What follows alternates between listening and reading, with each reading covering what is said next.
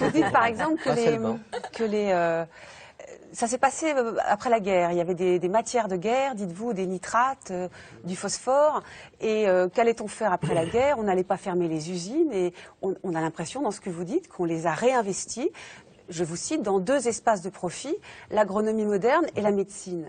Oui. Dit comme ça donne l'impression que des gens ont organisé tout ça, ont organisé cette destruction. Rien n'est anodin. Il y a la pétrochimie internationale qui voyait des intérêts et elle a produit un prescripteur d'engrais, de pesticides, etc. et un prescripteur de médicaments. Voilà, c'est structuré, c'est pas du hasard. Il y a des gens qui ont orchestré une sorte de destruction de l'homme par les médicaments, c'est ça que vous dites? Non, c'est-à-dire peut-être dans un aveuglement total et ignorance totale, mais les faits sont là. Donc c'est pas un complot, c'était des bonnes intentions?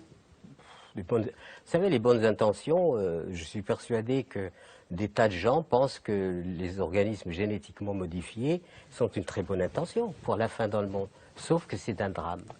Voilà. C'est-à-dire que ce que ignore aujourd'hui le monde moderne, c'est que la Terre, c'est un organisme vivant à part entière. C'est un organisme vraiment vivant. C'est-à-dire, il y a des micro-organismes, il y a des vers de terre, il y a tout cela. Et tout cela travaille gratuitement jour et nuit, sans faire grève, rien du tout, pour que les plantes que nous faisons pousser soient pourvues. Ils font grève quand on leur met des produits chimiques, ils font plus que grève, c'est-à-dire qu'ils disparaissent. Donc le sol est vivant. Et quand vous mettez des substances chimiques, ces substances chimiques sont nuisibles au travail de la terre qui élabore des oligo-éléments, des sels minéraux, des substances très subtiles pour notre alimentation. Ce qui fait que nous mangeons des aliments carencés, terriblement carencés. Et quand un végétal est carencé, il cherche à survivre. Et à ce moment-là, il devient la proie facile de maladies, de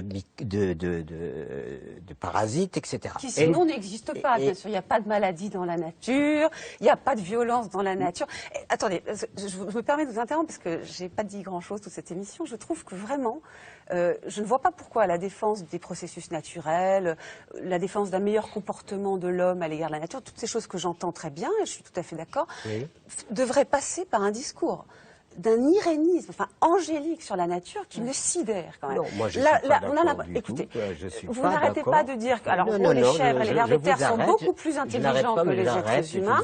Les gens dans les villes mangent des anxiolytiques, mais pas les paysans et les gens à la campagne. La terre ne tombe jamais malade toute seule, il faut lui avoir mis des produits chimiques.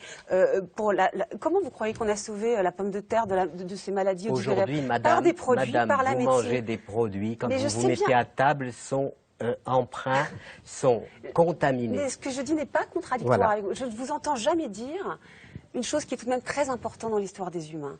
C'est que la nature est dangereuse. Que la nature, nous devons nous en protéger. Pardon, c'est un peu freudien, vous avez fait un lapsus tout à l'heure. Non, mais ça, je suis pas d'accord. Raconter que la nature est dangereuse, enfin... Les virus, c'est nous qui les avons inventés. Les bactéries, on serait déjà morts. Ils ont inventé la bombe atomique aussi, les virus. Ils sont quoi? Ils ont inventé la bombe atomique, vous le savez. Les virus? Oui. Non.